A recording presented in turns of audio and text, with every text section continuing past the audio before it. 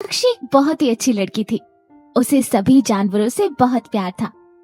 वो किसी भी जानवर को किसी तकलीफ में देखती तो उसकी मदद करती। साक्षी के घर में बहुत सारी टोकरियां थी। साक्षी उन टोकरियों को सजा कर रखती थी और उसके घर में उसने कुछ जानवर पाल रखे थे, जैसे कुत्ता, बिल्ली, खरगोश और तोता। वो अपने सभी जानवरों को उन टोकरियों में रखती थी और उनके साथ बहुत खेलती थी। साक्षी के घर को सब छोटा चिड़ियाघर कहते थे। एक दिन साक्षी बाजार जा रही थी। रास्ते में उसे बिल्कुल छोटा सा कुत्ते का बच्चा दिखाई देता है, जिसके अभी आंखें भी नहीं खुली थी। साक्षी जल्दी से जाकर उसे उठा लेती है और कहती है, ये कितना प्यारा है, लेकिन इसकी माँ कहीं दिखाई नहीं दे रही। वो उस बच्चे की माँ को बहुत ढूंढती है, लेकिन उसे वो नहीं मिलती। वो उसे अपने घर ले आती है, लेकिन उसके पास उसके लिए कोई टोकरी ही नहीं होती। वो उसके लिए बाजार से बहुत सारी टोकरियां देखती है, लेकिन उसे कोई टोकरी पसंद ही नहीं आती। वो मायूस हो जाती है और घर वापस आ जाती है। तभी उसे रास्ते में मंदिर के बाहर एक बहुत ही सुंदर टोकरी दिखाई देती है। ये कितनी सुंदर टोकरी है, लेकिन इसे ऐसे कौन छोड़ गया? मैं पंडित जी से पूछकर ये टोकरी घर ले जाती हूँ। साक्षी मंदिर के पंडित जी के पास जाती है और उनसे पूछती है, पंडित जी, क्या ये टोकरी मैं ले जाऊँ? हाँ बिटिया, वैसे भी ये यहाँ पड़ी ही है, पता नहीं कौन छोड़ गया। अब साक्षी वो टोकरी लेकर घर आ जाती है और उसमें छोटा सा बिस्तर लगाती है और उस बच्चे को उसमें रख देती है। जैसे ही वो बच्चे को उस टोकरी में रखती है, वो इंसानों की भाषा में बात करने लगता है। लेकिन जैसे ही वो टोकरी के बाहर आता है, वो फिर से वैसा ही हो जाता है। साक्षी चौंक जाती है और सोचने लगती है, ये कैसी टोकरी है?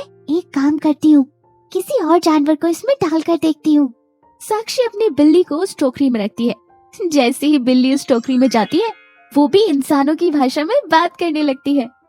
अब साक्षी समझ जाती है कि ये टोकरी का ही कमाल है और साक्षी उस टोकरी को संभाल कर रख देती है और उस डॉगी के लिए दूसरी टोकरी तैयार कर लेती है।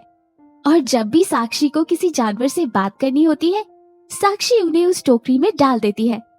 साक्षी को बहुत अच्छा लगता है जब जानवर साक्षी को अपने मन की बात बताते हैं। एक दिन साक्षी का पड़ोसी साक्षी को अपनी बिल्ली और बाकी जानवरों से बात करते हुए देख लेता है।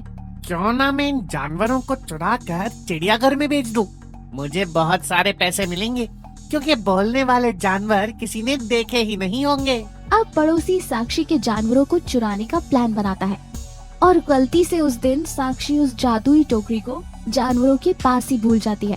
अब रात को पड़ोसी चुपके से जानवरों को चुराने के लिए आता है और जैसे ही वो जानवरों को चुराने के लिए सबसे पहले बिल्ली को हाथ लगाता है, वो बिल्ली बन जाता है और उसको देखकर सारे जानवर आवाज करने लगते हैं।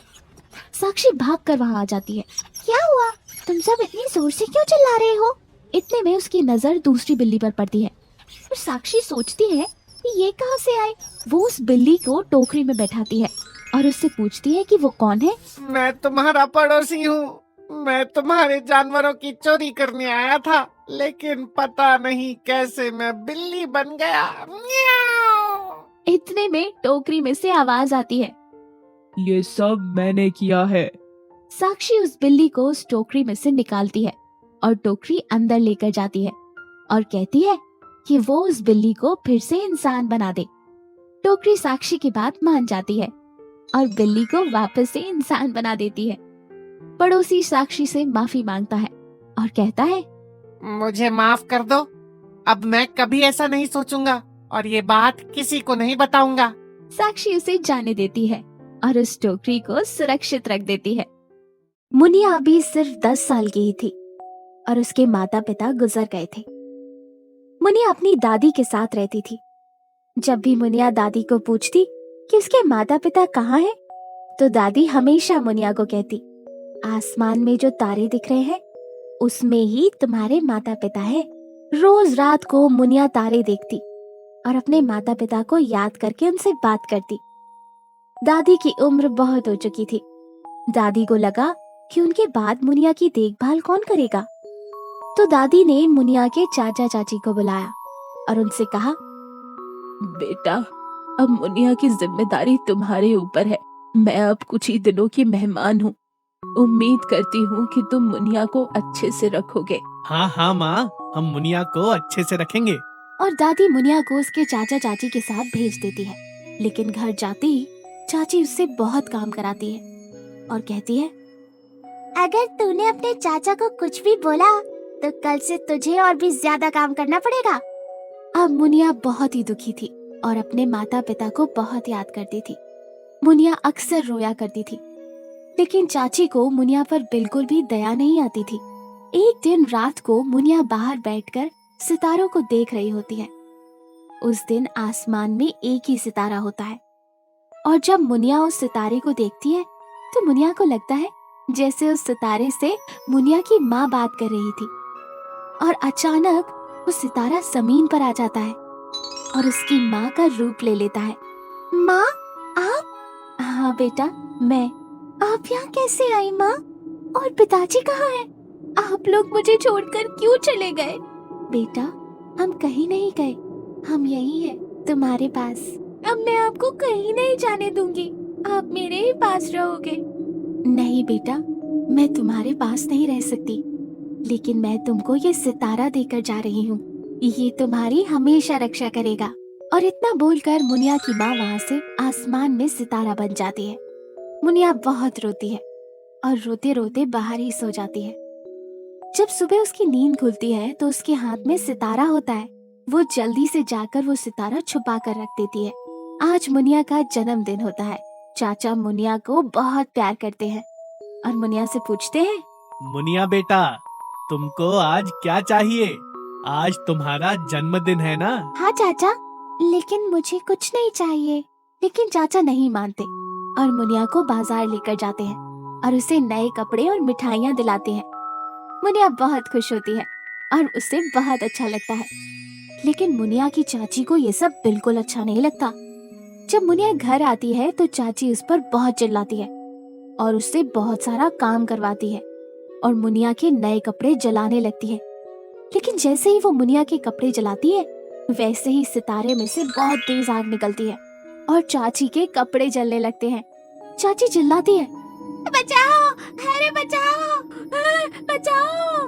मुनिया आकर देखती है तो चाची के कपड़ों में आग लगी होती है। मुनिया जल्दी से पानी लाकर उनकी आग को बुझा देती है और चाची की बहुत सेवा करती है। ये सब देखकर चाची को अपनी गलती का एहसास होता है। वो मुनिया से कहती है, मुझे माफ कर दो मुनिया, मैंने तुम्हें बहुत परेशान किया। और मुनिया को अपने गले से लगा लेती है। मुनिया को समझ आता है कि ये सब सितारे ने किया। मुनिया रात को सितारे से कहती है, मुझे माँ से मिलना है। इतना कहते ही मुनिया की माँ मुनिया के सामने आ जाती है। क्या हुआ बेटा? माँ, आप ये सितारा ले जाइए। आज इसकी वजह से चाची को अपनी गलती का एहसास हो गया। मुनिया की बात सुनकर माँ खुश होती है और उस सितारे को अपने पास रख लेती है और मुनिया को बहुत सारा प्यार करती है और वहाँ से चली जाती है। अब घर में सब कुछ अच्छा है। चाची मुनिया से बहुत प्यार करती है और अब मुनिया अच्छे से रह रही है। इस कहानी से हमें ये सीख मिलती है कि जैसे मुनिया की चाची करती है, ऐसा किसी के साथ नहीं करना चाहिए, क्योंकि बुरे कर्मों का फल बुरा ही होता है, जैसा चाची के साथ हुआ। और अपने सुझाव आप हमें कमेंट बॉक्स में कमेंट करके दे सकते हैं। और जिन लोगों ने अभी तक सब्सक्राइब नहीं किया हो, वो जल्दी से सब्सक्राइब करें। फिर मिलेंगे एक और कहानी के साथ।